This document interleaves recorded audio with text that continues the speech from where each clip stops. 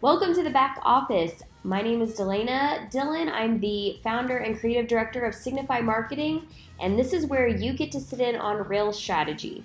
Each episode, we step inside active businesses and have honest conversations about marketing, growth, leadership, and the decisions shaping what happens next. None of us have it fully figured out, but we are building anyway. And today, we're sitting down with Cameron Cooke, the founder of Skintopia Studio and Spa here in Tulsa. Cameron has over 20 years of experience in the skincare and wellness industry and has built a brand that blends advanced treatments with a holistic, highly personalized approach. So today, we're talking about what it really takes to stand out in a saturated industry and build a business centered around experience, trust, and results. Welcome. Hello. Cameron, it's so good to be with you in your beautiful, beautiful studio spa. It is gorgeous. You'll have to check out social media to see full behind the scenes because this place is beautiful. Thank you. And so tell us right off the bat, tell us a little bit about your story. How did you get into spa and skincare industry, and what led you to eventually create Skintopia? Okay, so the beginning of time, I had always known I wanted to be an esthetician and work in the skincare industry. And I think I was about 5 years old when I knew that. I started doing facials on my friends outside when we were playing. I would put like mud on their face and I would just massage them. And I think my first word was lipstick. And so it really was just my calling, and I graduated high school with a cosmetology license. I then went into aesthetics and got my esthetician license. And then, yes, it's been 20 plus years of working in different spa business models. I've worked under dermatologists. I've worked in medical spas. I've owned 2 different spas currently at Skintopia Studio and Spa, and I am also a sales rep with Eminence Organic Skincare for the past 8 years. And so I've worked with thousands of estheticians, hundreds of spa locations across the Midwest, helping to develop brands, businesses, skills, and it is truly my passion to help other people in business, inspire women and encourage them. And I am growing, and that's just kind of where we're at right now. I'm in a little bit of a pivot in my business, and so it's, yeah. So tell us about the pivot. Tell us about the pivot. Okay. Why not? Okay. So I'm kind of living in a dream come true right now because I finally launched my website. It's not just an average website. It's a website that houses education for estheticians, and it's going to have courses available. Because what I found, there was a gap in the industry and education. And estheticians are required to get 700 hours, which is not enough. Yeah. I have found that they get out of school and they don't know the simple, basic skills that they need to become successful. So I'm not only going to put out module trainings and courses online that are just skill hands-on, but it's also going to be about business, about retailing products, suggesting products for clients, and just literally everything from event planning and things like that. So my website also is available. Eminence Organic Skincare is available now for retail. So that's huge for me because I do a lot of marketing on my social media platforms, and I want to make sure that people can shop with me online. And so now that's available too. Yeah. Makes it even easier. Yes. Well, so obviously so I love Eminence Organic. So if you're not familiar, it's a great skincare brand, but you are a rep because of that, having that opportunity. You are in so many different spas. People think that, there's so many estheticians out there, there's so many spas out there, but it's because everyone wants a different style, everyone has a different method, so you see a lot. Absolutely. And how has that helped you shape what you want Skintopia to be? Because there are a lot of different options, but you kind of have to focus in on what you want it to be and just the branding and the experience. Yes, exactly, and being authentic to your own self. And so that is really, really important for me.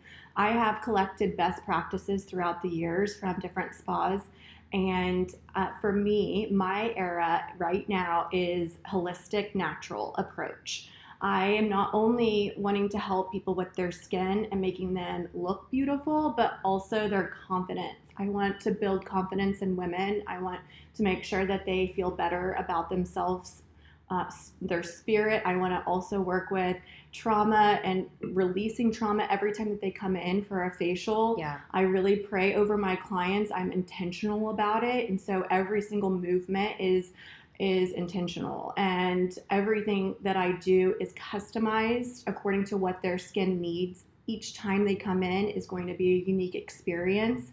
And not only am I providing that type of service for results, but also that experience that I think a lot of us need to release from that flight and fight mode to get into a peaceful state and to relax, which is so hard to do right now. So that is what my branding is about. That is who I am. I want to just care for people, love people, and really just, exude that in my business. Yeah, 100%. And I think that those are all things that are hard for someone to duplicate, because training, you say do this, do this, do this, and you get this. But I think that kind of an experience can only come with 20 years of being in the industry. Yes. It's like a compilation of everything that you've learned and everything you've gleaned. I feel like it has to be. Because I don't think someone just starting out could really have that much experience and to put into every facial to make it truly unique, Yeah. And I always like to teach that we have to lead with our heart. And when we lead with our heart, everything else will flow. Yeah. It will come together. Yeah. So that is like the number one thing that I recommend. And just making sure that I'm not thinking about myself, like I'm not thinking about the outside world while I'm treating a client. I really am thinking about just the now, being present with that person, holding space for that person within that time that I have with them that's so precious, that they've delegated their time with me. So I'm, really just in the now with them. Yes. Yeah. And so it took me a long time to get there, to build the confidence. But also, like, even with guided meditations now that I've been implementing into the treatments and being a little bit more confident with that, it does definitely take building up that confidence. But people really are responding well, and they need that.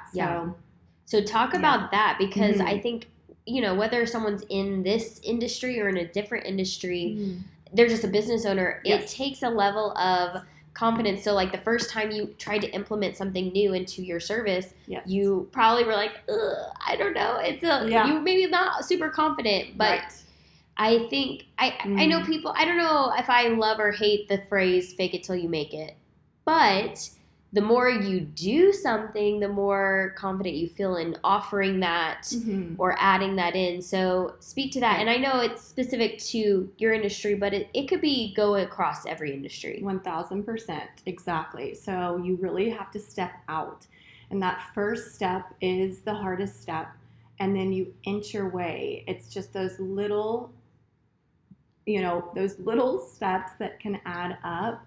And I always like to say there's somebody else on the other side of my obedience. Yeah.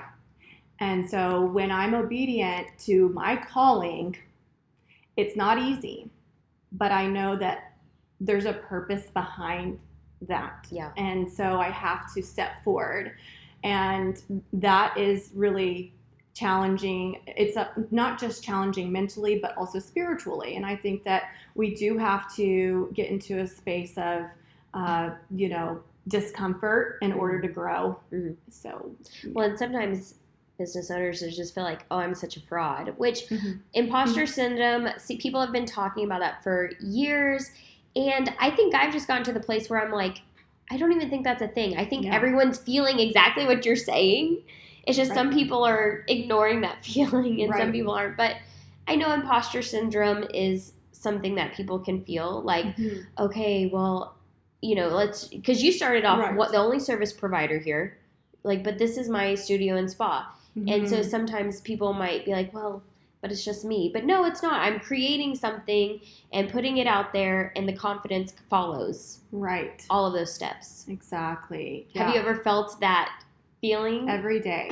I have to fight it every single day. Well, you do it. You just show up with confidence. I feel like you project confidence, so you're doing great. Yeah, well, I'm authentic. Yes. That's good. Yes. That's a good thing about me is that I've always been very raw, almost to a fault sometimes. And I make people feel comfortable because of that. Yeah. Because I am authentic. I'll tell you, I don't know everything. I'm not a know-it-all. I'm still growing. But you know a lot. But I do feel confident. Like, I do feel confident that I can lead, that I could do it in my sleep. Like, I know what I'm doing. Yes. So I do feel confident in that. And so I think it's all just rearranging your thoughts constantly. And that, when you think negative thoughts, how are you going to replace it with those positive thoughts? And even if you have to do some therapy to get there, which is definitely something that I've done, or get some coaching, podcasts help me so much. I do so much inner work. I journal every day. I meditate. I pray. And I ask God for the strength and courage to do those things that I know that I'm meant to do, but are so hard and I can't do it alone. So that is how I'm able to show up with confidence. Yeah, and you do project confidence. Thank you. You mentioned coaching. So coaching has been important for you, and now you've kind of stepped into that yourself, and you've been doing that. I mean, as a rep for Eminence, being in so many spas, and just people looking to you as such a wealth of information, you kind of naturally, I think, slipped into coaching. So, but as far as like being coached, even now, how is that important to you as far as still being coached? Yes, we have to fill up our own cup, and we need to fill up our own cup by gaining new knowledge and going and getting advanced education so that we can then feed other people. And that is very important. Like, it's I would not grow and be able to teach anybody something new if I didn't. So by going to advanced education classes, like this morning, I had a therapy session, right? That really helps me so that I can be more well-rounded, and so that I feel like my nervous system is more balanced. And so it is just like crucial for real success. And not just success financially, but for that happiness to show up in your life, and for you to be living on that authentic place. Well, and that's in every industry. Like, everyone needs coaching, like, to level up as a person, let alone your business. Like you said, it's not just about income, but level up as a person.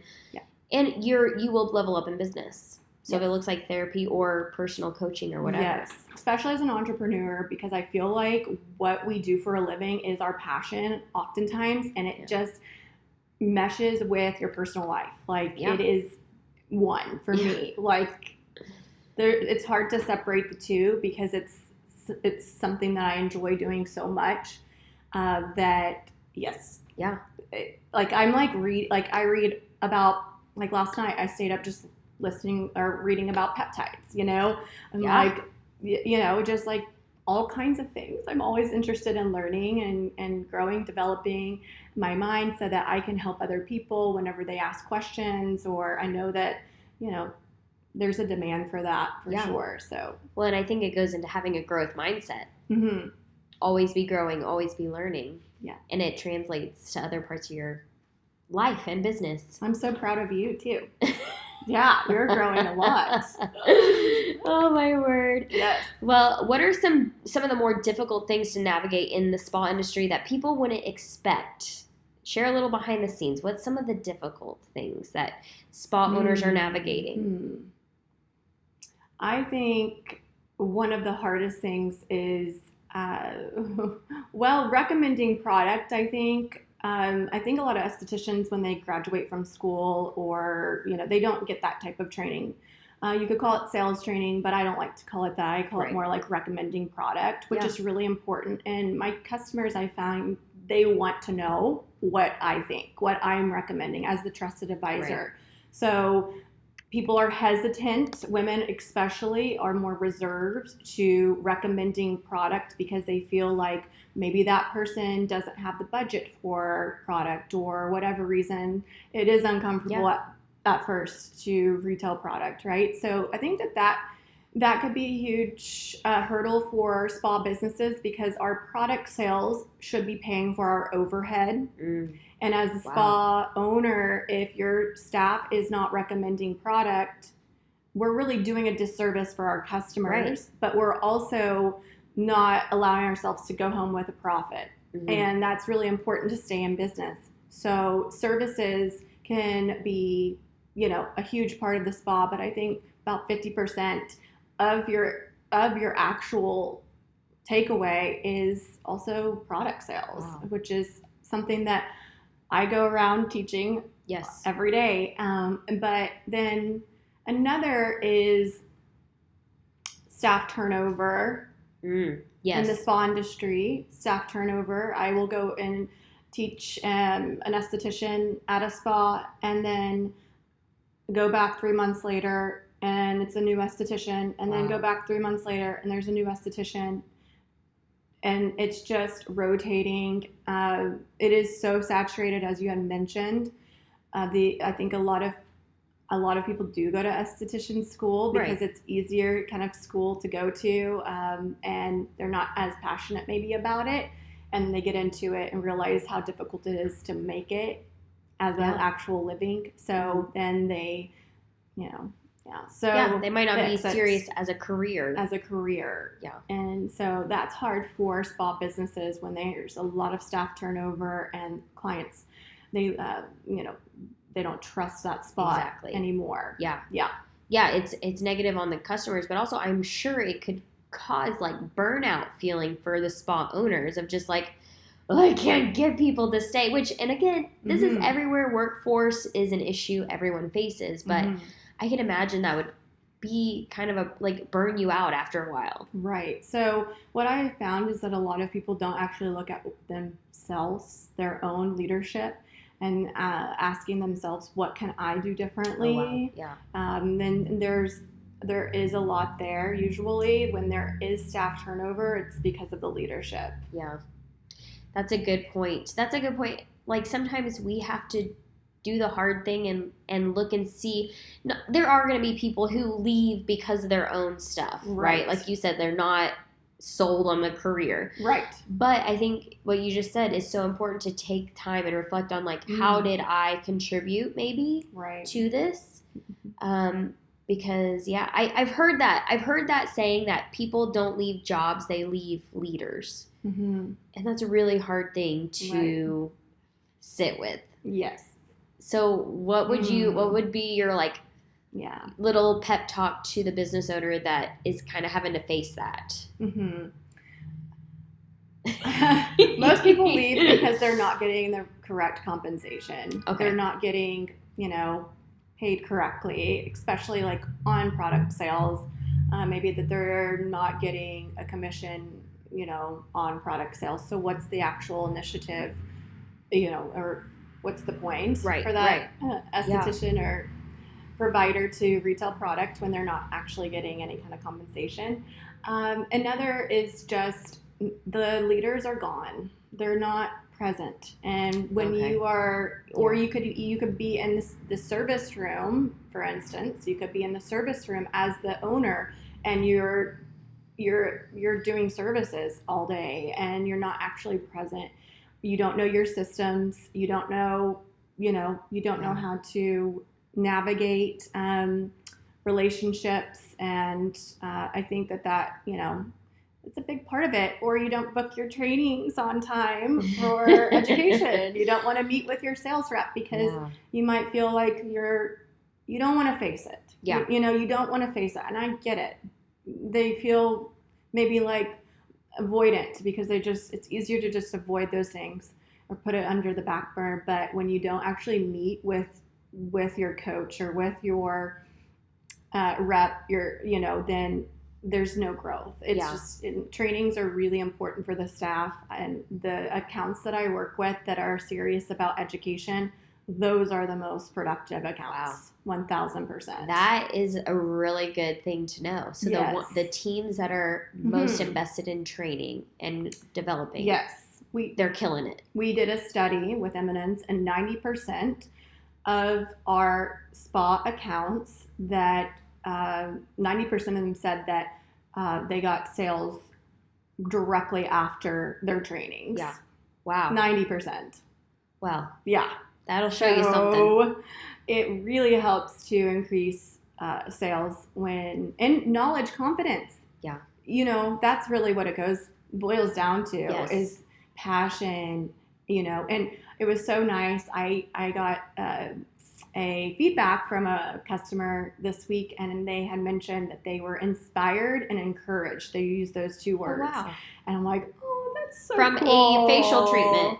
So it's an account. There was attendance of 10 staff members, and she wrote to Eminence, and I got to lead management and everything. So it came back to me, and it said that they were inspired and encouraged. And I'm like, that is what I want to do. Yeah. Because you can know all the product knowledge, you can know all the ingredients. Yes. But if you don't have inspiration, and if you're not feeling encouraged to recommend product or help people with their skin, right, then there is no point. Yeah. Like, you really have to have both.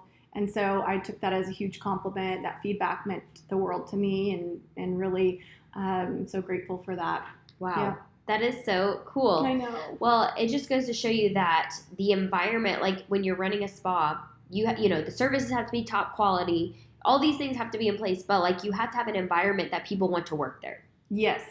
And you have to be, you know, you can be the best at giving facials or doing massage or whatever you're doing, but you have to also be a good leader. So that's just another hat. Yes. That business owners have to wear is leadership. That is so good, which I feel like you have some great things to say about leadership. But back to Skintopia, focusing a little more on Skintopia, and what have been some of the biggest shifts that you've made with your business? I think you mentioned is the biggest shift you've made going into the coaching, the online coaching. Yes, this is, I call phase 2. I think this is the biggest shift, and I've been hesitant because it's scary. Yeah. It's scary. It's also, it takes a lot of effort and resources to do this. Yeah. And so I've been saving and making this the right moment for me to make this new phase come true. And so it is the biggest pivot. Yeah. So it's something that's been, you've wanted to do it, but this is just the 2.0. Exactly. I love it. Now we're here. Yeah. So if you are, this is coming soon. So if you are, putting a plug in right here, a business owner, a spa owner, an esthetician, any more I should add to that list, you're going to need to go to the website and sign up to get notified as those trainings get launched, so that you can, I know that you get asked about about trainings all the time. So this is a way, she can't duplicate herself, but this is a way that more people can take advantage of this wealth of knowledge. Okay, so you're going to want to get on that list to get emailed, to get notified. Now, tell me, what is the hardest part about your job that people don't see? I wear a lot of hats. I own 2 businesses, so I'm actually a 1099 with Eminence, and then I own this business, but I'm also a single mom. And doing all of those, it's very challenging. Yeah. Yeah. So and she kills it. That's the hardest thing about my life, is just juggling everything. And I really, really want to show up for my daughter in the best capacity, being present for all of the things that she has going on. She's in 5th grade, ending 5th grade. And so she has lots of activities and field trips and things like that are really important for me. So I'm able to attend that because I make my own schedule, which is the luxury of being an entrepreneur and creating that. But it's also very demanding of my time because of all of the hats that I wear. Yeah, well, what I do love is that you, a lot of times, I mean, not all the time can you do it, but a lot of times you bring her along. Yes. I love that, because that's what I did when I was growing up. Like, I just did things with my mom. If she had to go somewhere, she had to do something, have a meeting, I was just there. Yeah. I love that. Good. And she gets a front row seat to seeing what it is that you do day to day. Yeah. Yeah. If I can't, if I don't feel like leaving her at home by herself, I mean, she's going to be 12 soon. Yeah. So I don't want to leave her for very long. So, and it's no big deal. She can just hang out with us. And, right. And it's been really good to have that opportunity, and everybody's been very receptive and kind about her coming along with me. She really has helped me in every aspect, like everyday stuff with just doing the laundry and filing papers. And so she probably loves it too. She is very type A. Lydia is very type A, and I'm not. So she's great with systems. And I think for me right now, I am going into that 2.0. And what that means that systems are coming in place. Mm-hmm. So some serious stuff happening for me, and a shift that, it will help me in my mind to organize things. But Lydia is like on it. So she's naturally making her bed, making sure everything is perfect, clean, organized, and it helps me a lot because it's very important for me in the spa to have that. Yeah. Yeah. Well, and I don't know if you know this, but there's so many kids who, if you ask them what their parents do, like for work, they couldn't tell you. I think it's so cool that she could probably show them what she does. Yeah. I love it. When she was younger, she used to do these little, like kind of mimic you and like showing off Eminence products, and you would post it sometimes you would post it on your stories, and I thought it was the cutest thing ever. She needs to bring that back. We need to bring back a little series with Lydia. We should do that. She knows a lot about the products. And in Eminence training, she's like writing down notes. It's so cute. Oh my gosh. She knows a lot. Okay, yes. So what makes this industry different from other service-based businesses, do you think? I think this is such a personable industry with clientele. So you really get to know your clients on such a personal level. That's different than maybe just any other business. Yeah. I know the intricate details of my clients' lives. They tell me things that they don't even tell their best friends.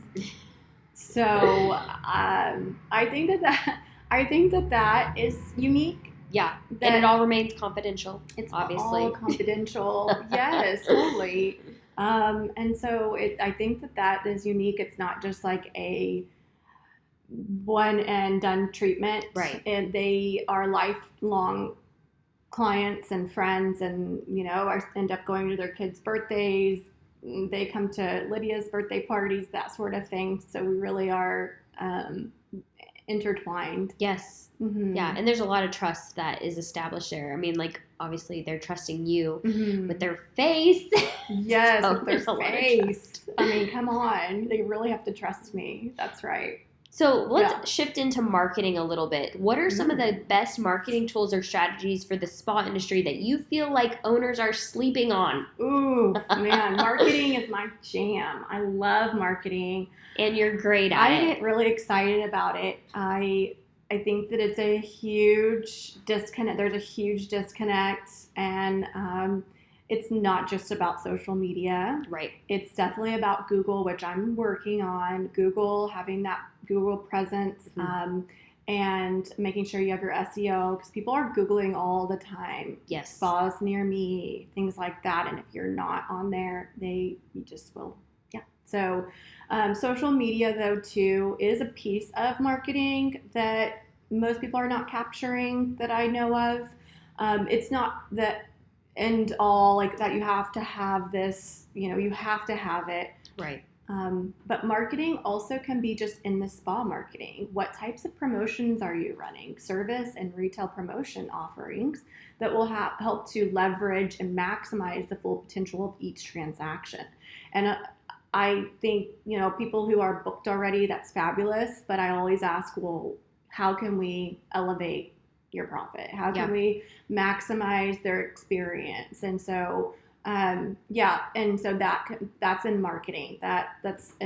So having those different pieces in the spa and letting your clients know, that could be by text messages, which I think are really great. Just once a month text, letting your clients know what you're offering that month. And then email marketing is also still really great. Yes. To have their email is really important. Events are also huge. Yeah. And in fact, one of my courses is going to be covering event spa guide to success. Yes. And a lot of events that I attend are not successful. I would say the investment is not worth, the return on most events, unfortunately. And I could tell you why. Yeah. Yeah. Well, what are some of the top reasons why? Because again, if people show up, that might not be, that does not equate to a successful event. So true. I will tell you, I have seen 150 people show up to an event, and we had sold 5 products that whole night. Wow. And it's because of the execution, and it's because of the planning. You have to pre-plan events. You can't just invite people. Right. And have a band. Also the band, honestly, and the food. People put too much focus on the fluff of an event, like the food and the band, when really they need to be focusing on the staff, making sure staff know what to do and how to make sure that the clients don't feel like, where are we supposed to go, what's the specials, what's going on here. And especially, like, I've even been to an event here recently where the band was too loud. Nobody could even talk to each other. Yeah. It was fun. Right. But we need to make sure that there's intention and there's goals in place before we actually have an event. Yeah. In order for it to become successful. Exactly. Like, it's great to have people out. And if that's your goal, is just to get people out, show them a new space, I don't know, maybe that's great. But obviously, I think this course, every single spa owner is going to need to take, because if you're having events, you're spending money to have the event, and you walk out and you're like scratching your head like, oh, what did I profit from that? Yeah, exactly. And your clients, again, they want to know. Yeah. They actually really wanted to know what their skin needs, and they want to help. They want to support. Yeah. They just don't know exactly how, so you just kind of have to put it out there. Yes. Yeah. Tell us, what do you see on the horizon for the spa and skincare industry? You see a lot. So as far as like looking ahead, whether it's through 2026 or just in the next 5 years, what do you see on the horizon? Sensorial. So that means not just like sound therapy and facials. Aromatherapy has always been a thing, but I think that's definitely going to come back. What'd you call this? What'd you call the sound? Sound therapy. So that's like, it could be anything from like singing bowls. Like I do a lot of that, like sound therapy in my treatments. And they want sensorial. So the sensorials, like scent profiles, all of that experience. So the experience level is going to, that's in high demand. Most people are not just calling in now for a massage or a facial for results, but they're also coming in to relax, to unwind, to help their nervous systems. So bringing in those elements of sensorials will really help to do that. So we're noticing more and more of a shift in the industry. And so I love that for me, because that is what I do. You're already doing. That's like who I am. I'm like, let me love on you and bring all these different elements into the facial. And so that's that's really fascinating. Like I do know that you already do that, but I don't know. I didn't know of anyone else doing that. So that's something. And the guided meditations too, because it's not just then a facial either. Right. It's like, wow, I was able to really let go. Yes, it was a whole experience.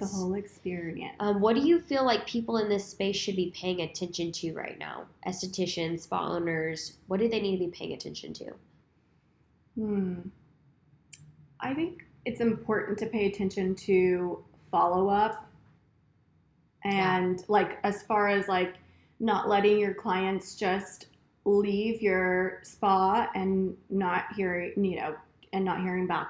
So I think that's a big also goes into marketing. Yes, I think it's huge though, because I think it's that touch. You know, you have a first touch, the touch while you're here, the experience, but then that next touch. That's what really, I can tell you, sets it apart.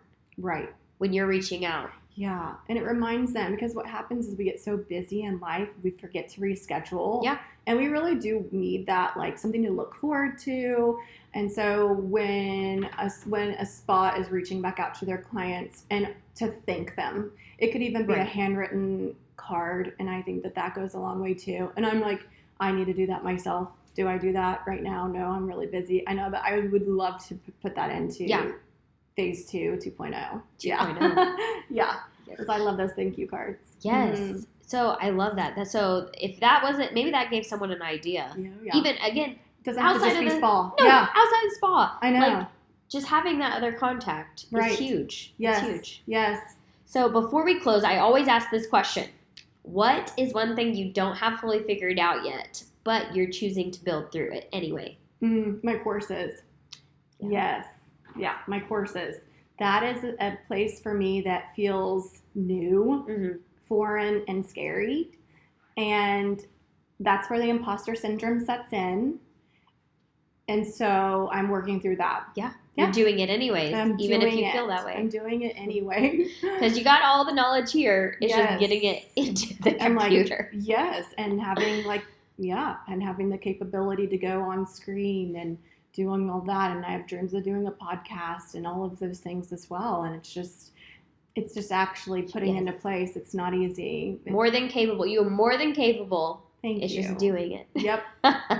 Okay, so for those who want to experience Skintopia or connect with you personally, where can they find you online? They can find me at Skintopia Tulsa, and then also skintopiatulsa.com. And my name is Cameron Cooke with an E at the end. Yes. I have 2 platforms. Yes, two. Yeah. So Spa Coach CC is my platform for estheticians and spa professionals. And then the Skintopia Tulsa is more my personal and Skintopia page. Yes. So follow both. Follow both, please, and thank you. Yes. Well, that is it for this session of the back office. If this conversation gave you clarity, a new angle, or even just a reminder that you're not the only one navigating this, then it did its job. Take what's useful, apply it, move on it. No one has it fully figured out, but we're building anyway. And if you know of another builder who it would benefit, share this episode with them. And you can always hang out with us in between episodes on social media at Signify Marketing Social. I'm Dalayna Dillon, and we will see you back here next time.